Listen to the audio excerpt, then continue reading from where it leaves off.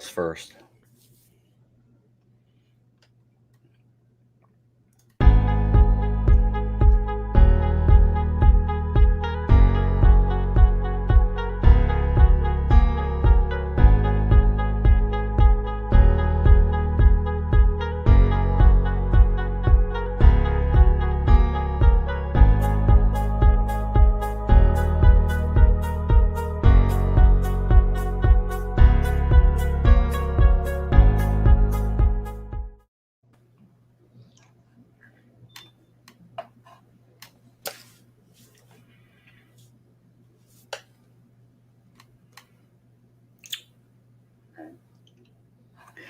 Hey everyone, hey, it's Rick Silva going live for you here today. Going to give you a coffee meeting class. So we're here with my friend Marcellus Kendell III, real estate agent. Marcellus, if I get it wrong, chime on in. Baltimore, Maryland, DC real estate agent.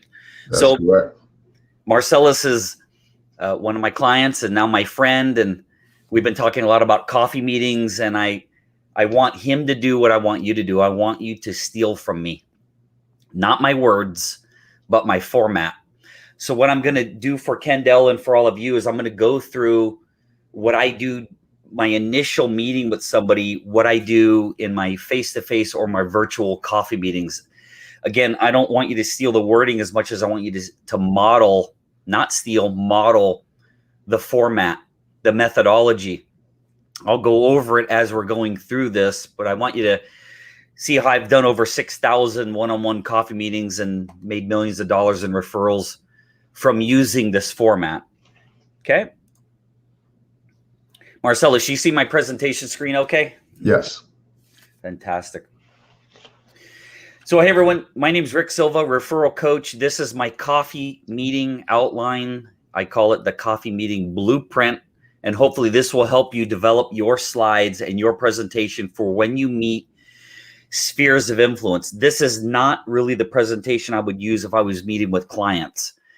So if you've heard the term power partner or sphere of influence or center of influence or circle of influence, whatever you want to call it, it's when you're meeting with your referral partners to build credibility, to knock down any barriers to, who is this guy? What's he do? Why should I send him referrals? We want to build up credibility and then knock down barriers to entry. We want to build referral relationships with other professionals. This is the coffee meeting presentation I would use for that. So let's jump right in. So my name is Rick Silva.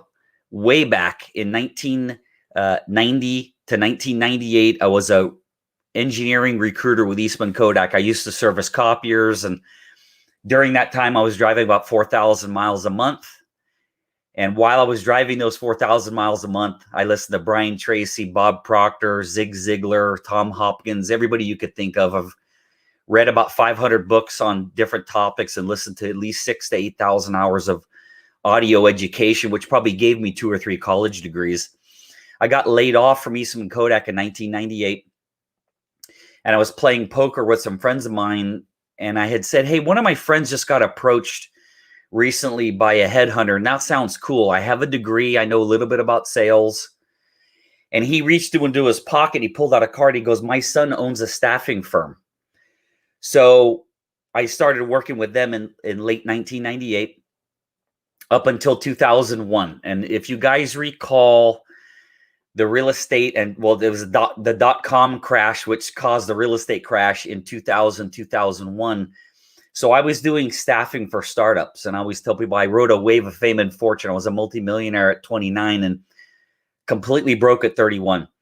So we did staffing for startups, and we got in with venture capitalists. So we would negotiate, obviously, their sign-on bonus and everything. But our idea was we'll cut our fee back and take a smaller fee, but then take a whole bunch of pre-IPO stock. So on paper, I had stock in 13 pre-IPO startups. And then in 2001, that went away. I actually got recruited by Cisco Systems to work in what's called the multi-service switch business unit. And I was a very high-level recruiter for them until 2001 came along. And if you guys remember the dot-com crash, you know what happened to me. Lost all the stock options, lost everything. 2001, I went into a jewelry store to get my wedding ring cleaned when I was previously married, and I happened to know more about watches than the jewelry store manager, so he offered me a job. So I sold jewelry for about 2 years, continuously getting recruited by the other jewelry stores in the mall. I became, with K Jewelers, I was a number 3 salesperson in the state of California. And it was a great job. It just doesn't pay a lot. Working retail obviously doesn't pay a lot of money. I was selling jewelry all the time to this one lady. Like every couple of weeks she came in, I'd be selling her a Movado like what I'm wearing, or be selling her all kinds of different jewelry. And one day I go, "What do you do?" And she goes, "I sell Yellow Pages." And I went like this. As soon as I cocked my head to the side, she goes, "I could get you a job there in a second." So I actually left the jewelry store and became a Yellow Page guy. And this is way back when people used the Yellow Pages, like in 2002, 2003. And I have in my life, I have a 1 FU limit. I'm not really good with people yelling at me and swearing at me. And you're calling these people, "F you, stop effing calling me. F the Yellow Pages." Well, what I didn't know is, if you guys have ever seen the movie Glengarry Glen Ross, when Alec Baldwin goes, "Put the coffee down. Coffee is for closers." Well, those guys were calling all these leads. We got crap leads. No, the leads aren't crap. You're crap. Well, when I started there at the Yellow Pages, they were giving me stacks of leads, and I was excited. And I'm calling these people, and they're swearing at me. Come to find out, they were giving me leads that half the office had already called. So I didn't last long there because I'm not really good with people swearing at me all the time. And then in August of 2003, while I was with the Yellow Pages, I met a lady named Sharon. And she was running networking groups. And she was trying to get me in one of her groups for Yellow Pages. And I said, "You know what? What you do sounds kind of cool." And just so happened she was looking for a partner. So I partnered with her, and I started running networking groups August of 2003. So I had, at the same time, I had gotten recruited by a jewelry store called Barron's Jewelers, which went on to be called Barron's A Legacy. I started working there at night, building networking groups during the day. And then the last day of March 2004, we decided it was time for me to go out on my own, and Sharon got out of the networking business. And I started B2B Gathering April 1st, 2004. So I've been running referral groups and teaching networking for 17 years. As of right now, it's 17 years. Now, going along, building up my groups, I became the second largest networking company in the country behind BNI. And then those of you that remember 2008, it was February 12th. I had bought the flowers. That's how come I remember the day when we decided to get divorced. And we had a real estate agent come over our home. And she said, "You guys can't sell it," because my house had gone from $500,000 and it dropped down about $280,000 in a month. That was the big 2008 real estate crash. So there was no way to sell the home. So I did what's called a deed of trust transfer. And I handed that house to my ex-wife, where she still lives to this day with my great kids. And then what am I going to do? I got an apartment. And here's the problem. I had all my coaching clients. I was making at the time about $14,000 a month. Well, I lost almost all my coaching clients. My income goes down to $6,000. So when your income goes from $14,000 a month to $6,000, but your bills go from here to here because you have child support and you have rent. When you're here making money and these are your expenses, and all of a sudden this is your income and these are your expenses, that's called negative. And it didn't take very long before I was penniless at 40 years old. So that's not a car like it. That's the car, the Cadillac DeVille, that sat in that spot when I called the finance company to say, "I can't pay on the car anymore. You guys need to come and get it." And 20 minutes after this picture was taken, that car was on a flatbed truck getting taken away before it got repossessed. Lost everything. I moved into an office. Those of you that are familiar with Pleasanton, California, there's an old building called the Pleasanton Hotel. On the bottom floor are restaurants. On the top floor are converted bedrooms that were made into offices. So you can see these are 2 bedrooms where they took the wall out, had closets. Put my clothes in those closets, put everything else I owned in storage. I slept on that futon, which I still have to this day. I slept on that futon for 6 months, and I showered at the gym. I was homeless. And I stayed that way for 6 or 7 months. And then a very beautiful lady named Marcella joined one of my networking groups. And my life changed from being homeless to fortune. You have to be able to recognize when certain things happen or when certain things come into your life. And if you take advantage of it, sometimes it works out to exciting and great things. So I moved in with Marcella not long after we started dating. She had a dream of marrying somebody someday who stood on stage and spoke for a living because it was a fear she had. Well, she found a guy who spoke for a living, but unfortunately when they met, he was homeless. So only half of her dream was true at the time. So I'm living with Marcella, and one day the owner of her company is doing a webinar. And I had never paid attention for 1 second what Marcella did. She helps people invest in land. It's called land banking. But I didn't pay attention because I was just trying to figure out how to survive. But one day, the owner of the company did a webinar. And I remember like my head got grabbed and it spun me around. And I looked at this slide. And this is a backdated Google image, 2002, of a city called Rancho Cucamonga in Los Angeles County. And these yellow lines, Google put these yellow lines in to show you where the roads ended up. But if you think about where you grew up as a kid, it probably looks a lot different than it did today. So they put those lines in showing where the roads ended up. But in this picture, there are no roads. If you bought land in this picture very strategically and you can wait 7 to 10 to maybe even 15 years, this happens. This happens everywhere. You're not going to find too many places in the country where this hasn't happened at one time or another. But here's the thing. It happens more in California than it happens anywhere else. So in this picture, the land is 50 to 150,000 an acre. Buy land in this picture, people are going to call you crazy, you're stupid, what are you doing? And then the roads get put in. You can see all the roads are put in. The land in this picture is $2 million to $7 million per acre. So we help people buy land when it looks like this, $20,000 to $2 million, and sell to developers so they could build. So anywhere you go where you see big developments and people go, oh my God, the developers made so much money. Let me assure you, the landowners made way, way, way more than the developers did. So that's one half of my life, Marcellus. I help my wife, Marcella. So I got to be careful. I don't call Marcella Marcellus or call Marcellus Marcella. That's my wife. So one half of my life, I run networking groups and I teach networking. The other half of my life is I'm a rainmaker for my wife's business. Went from homeless. That, by the way, my wife was a software engineer. She retired from that at 29 years old to do this full time with me. She quit her job. We were living together. We didn't even know how we were going to pay the bills. That's our third trip to Tahiti, overwater bungalows, $15,000 a week. Been there 3 times, all paid for by her company because we've won every award you could win with the company. That's a cruise ship in Santorini. In the last 9 years, this number's low. Now, for those of you watching this, this is February 16th, 2021. I think it's about 680 deals we've done in 9 years. That's real estate transactions. And if you look closely, never cold call, never did circle prospecting, never bought leads, never door knocked. Everything was through networking and building spheres of influence. Now, to digress for a second, those of you that are watching this late, I'm giving you an outline of my story of how I present myself when I'm doing sphere of influence coffee meetings. You got to have the good, you got to have the bad, you got to be vulnerable, and you got to build a case why somebody might want to work with you.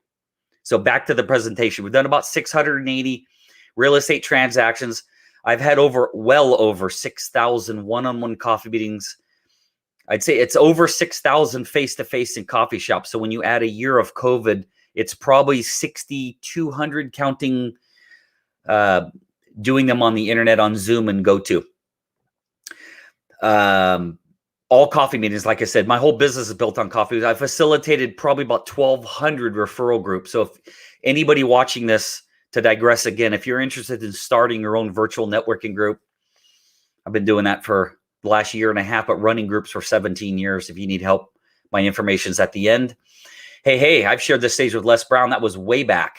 I'm 52 now. I'm 35 there. I got invited to speak at the Millionaire Marketing Seminar. Well, I just told you my life story. So you can dang sure bet I was broker than broke. and I got to stand up in front and on stage in front of 650 people as the first speaker. Then 6 more went, and then Les Brown went. But I knew this stuff worked. I knew it. I didn't start teaching it until I started to create wealth with it, and that is the skill of networking. So now I want to go into what type of business I'm looking for. So right now what I'm doing is I'm educating you as my referral partner on what kind of referrals I'm looking for.